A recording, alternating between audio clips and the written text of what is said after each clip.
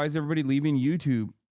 Have you been noticing this trend where people who are signed to YouTube live streaming contracts, the day their contract ends, switch right back to Twitch or start multi-streaming? Yeah, we have noticed it. That's because we know what's going on. It's just like, unless you're getting the fucking bag, there is zero reason for you to stream on YouTube. And that is YouTube's fault. Because I have, and it's got me wondering, is YouTube live streaming a wash? Has it been a failure of an attempt by YouTube to compete against Twitch? And I'm not the only one thinking this. This is also a thought shared by Dan Clancy. The YouTube and YouTube Live not changing isn't because they move slow. It's because YouTube Live isn't a priority for YouTube. And that's certainly a fact, all right? YouTube live streaming can only grow as long as it doesn't impede on the already incredibly successful YouTube video service. If you grow YouTube live stream and that takes away some percentage of... Motherfucker's wearing a purple armband, bro. After I tried to assassinate him with my car when he was riding his motorcycle. Success, right? Like if you basically recommend more YouTube live streams and that keeps people on YouTube for less time because they're watching less videos because they don't enjoy the live streams as much as the videos, you have made a failed product, even if it ends up beating Twitch, because YouTube videos make so much money and they are so popular. That sucks. He goes on to talk about the streamers themselves and says, went to YouTube, man. But your friends that went to YouTube are all coming back, Sushi. Yes. Yeah. And you can see someone already adds me in this, but he's not wrong, right? Look, you know, when Myth ended his YouTube contract, I believe he took a break. He stopped streaming on YouTube. Lily, the moment her contract ended, switched back over to Twitch. Dr. Lupo, when his contract ended, started multi-streaming. I mean, shit, Tim the Tapman today said he was going to start multi-streaming on Twitch and YouTube. And look, his viewership is better on Twitch after 3 years, I think, on YouTube than it is right now on YouTube. That's crazy. 3 years and nothing fucking changed. He's literally doing better on Twitch. And you might be wondering, okay, why are streamers switching back to Twitch? Well, one might be because they do better. They get more viewers. Two, it's because they also make more money. I saw someone say sub count, by the way, earlier. I didn't answer it. I apologize. What is this? That ignores market share, though. If your product costs you money, but makes your opposition fail is successful. No, but it doesn't. That's the point. YouTube makes I've been saying this for a long ass time. YouTube makes an ungodly amount of money off of like the Indian market, right? In comparison, like for VODs, in comparison to like moving any kind of resources into the live streaming space. It's not even a question for them. It's such a tiny fucking part that they don't even care about like investing.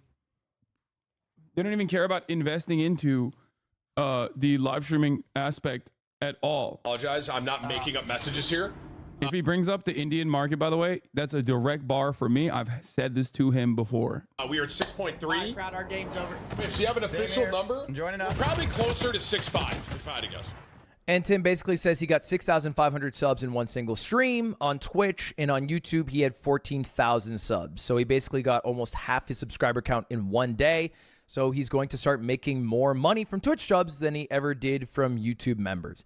And I basically tweeted out this exact point, that it feels like, you know, YouTube live streamers switch back to Twitch. And it got everyone asking, am I personally switching back to Twitch? Is that what this is? And the answer is no, not at all. That's not what my tweet was. I was actually just noticing a fact. I personally have a YouTube contract that is not over yet, and I'm happy streaming on YouTube. But I do have a contract that allows me to stream on Twitch. And I enjoy multi-streaming in the only circumstance where I find it good, which is for my events, aka like for Ludwig streamer games. If I just stream that on one platform, it would do a lot worse in terms of viewership than if I streamed it on multiple platforms and also let other people stream it. I mean, we peaked at 175K and averaged 134,000 viewers. That wouldn't happen if it only was on YouTube or only on Twitch. And for events, I want as many people to see the event as possible. That's all I care about. By the way, I'm a multi-streaming hater. I actually think it is a generally bad thing for creators. At least creators who are trying to be like, you know, the biggest creator in the world. I think it can be pretty good for creators who just want maybe as many eyeballs on them as possible if they're trying to spread a message or raise money for charity or doing events. I don't think it makes sense if you want to be the next Kai Cenat.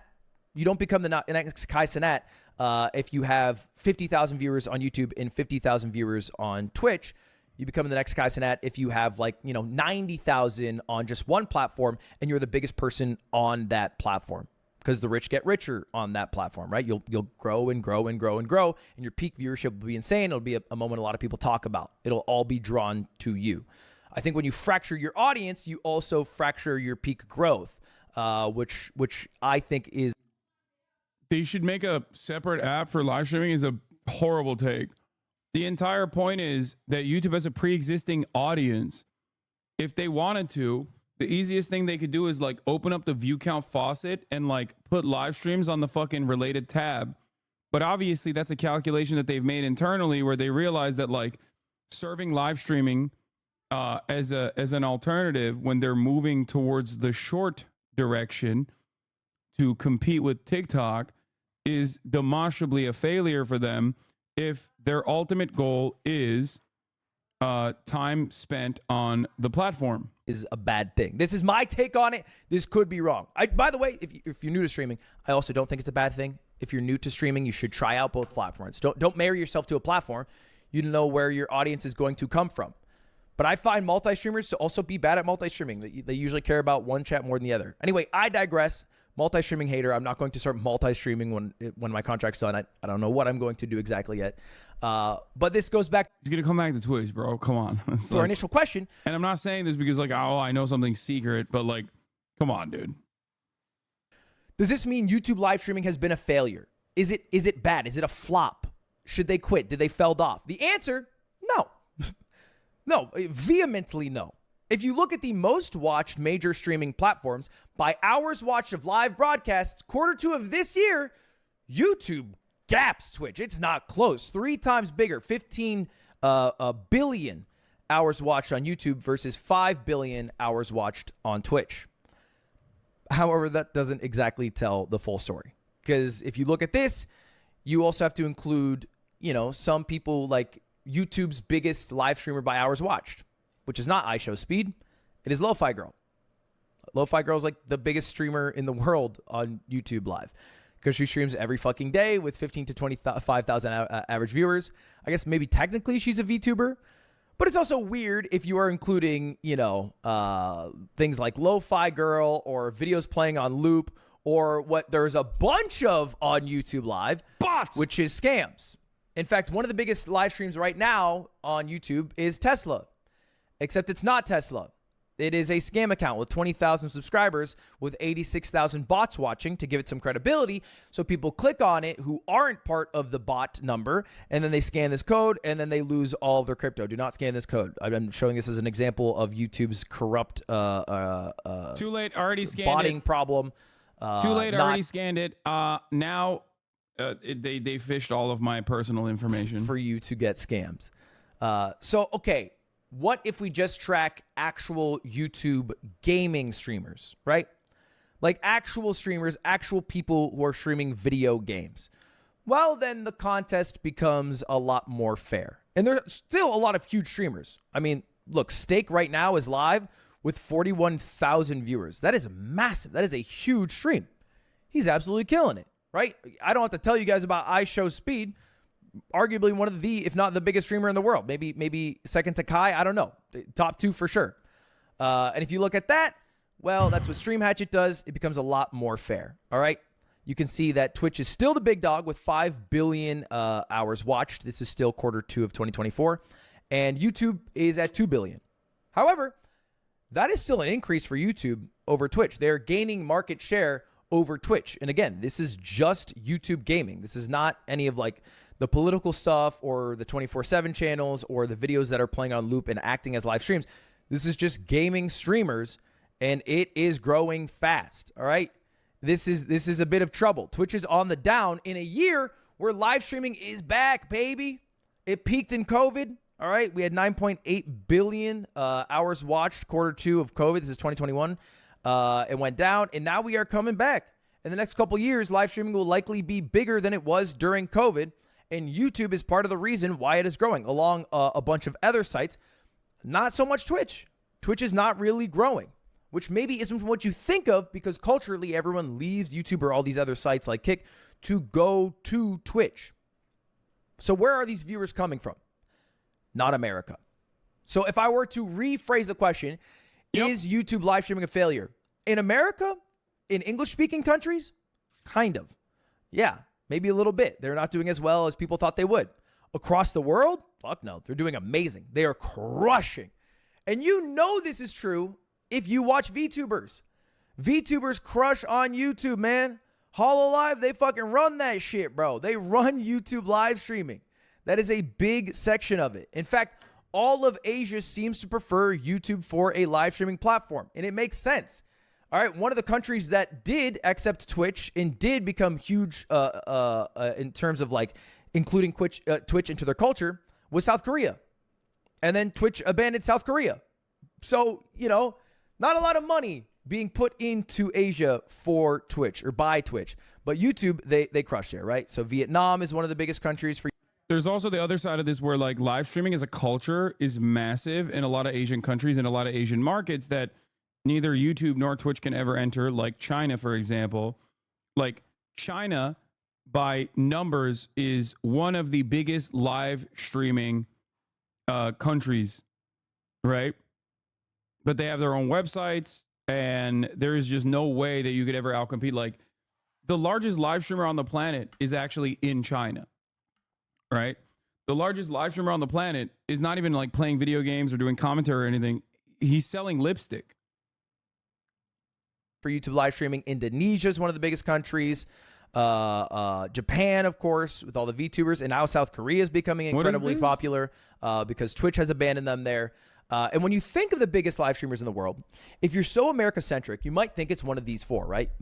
Why would you send me this Metro Game Central article that says from January 10th, 2024, Kick founder predicts they will buy Twitch after huge layoffs? Yeah, okay, dude. Maybe LCS right now, maybe you know, Asmin or XQC. But right now, I think the biggest streamer in terms of average viewers right now is Mixi Gaming, who is a Vietnamese streamer who streams on Nemo TV. He has 130,000 viewers. He has more than the three streamers I just mentioned combined. So when you leave the American or English-speaking sphere, you understand where YouTube live streaming is thriving. And I know that wasn't a YouTube live streaming example, but I think it shows my point that not everything is actually happening on Twitch. And YouTube live streaming isn't as bad as people make it out to be. All right. I know it is vastly preferred by lurkers. People who never type in chat, which is most people who watch live streams, love YouTube Live because the player is way better. And because they don't interact with chat, they don't care that the chat experience is worse. They're able to pick up where they left off in the VOD, rewind easily to catch up to a moment, and it works just like YouTube, which everybody watches.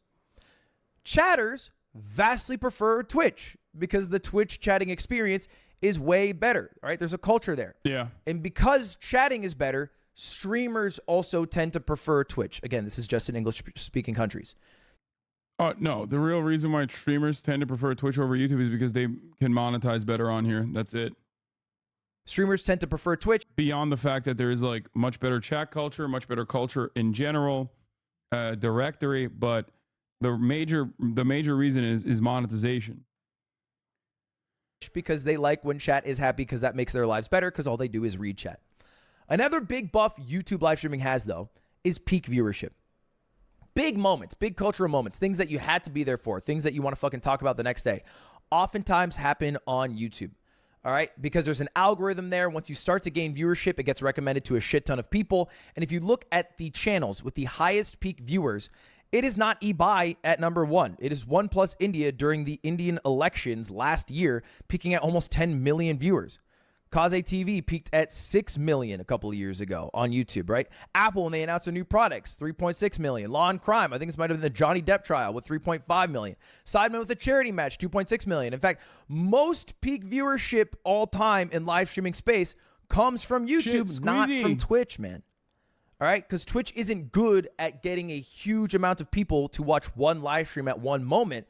They're good at getting people a high average viewership for a long period of time, which honestly isn't a bad thing. It works for most people who do more chill streams.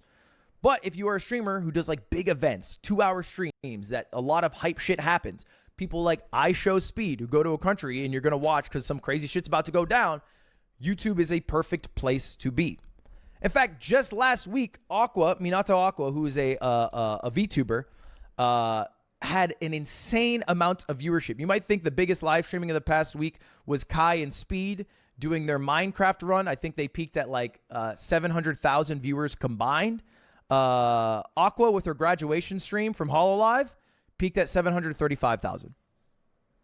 All right, and that happened on YouTube. I do not think that would have happened on Twitch. I do not think she would have had as many viewers peak if that had happened. This does not mean that YouTube live streaming is better than Twitch by any means, but there are pros for it, okay? There are pros for it. There are also cons. There are some big cons, actually. One of them being the fact that you cannot stream longer than 12 hours. It is pretty apparent that we are in a marathon meta, all right? People stream for very long periods of time because you build a bunch of viewers in a category. More people end up watching you. You get more peak viewers overall. And it's something that I've been doing for a long time, but it doesn't work as well on YouTube. And when Kai has started doing it, it fucking crushes. And the Minecraft thing I just started talking about, he peaked at 381,000 viewers, all right? But he was doing it with Speed. Speed peaked at 351,000, which is not too far behind. But you might notice throughout the stream, his marathon stream, there's just severe drop-offs in viewership. And the reason for that is because YouTube does not let you stream longer than 12 hours. So all of these VODs are cut off at 11 hours, whatever. Basically, after 12 hours, if you continue to stream, the stream is no longer available to watch.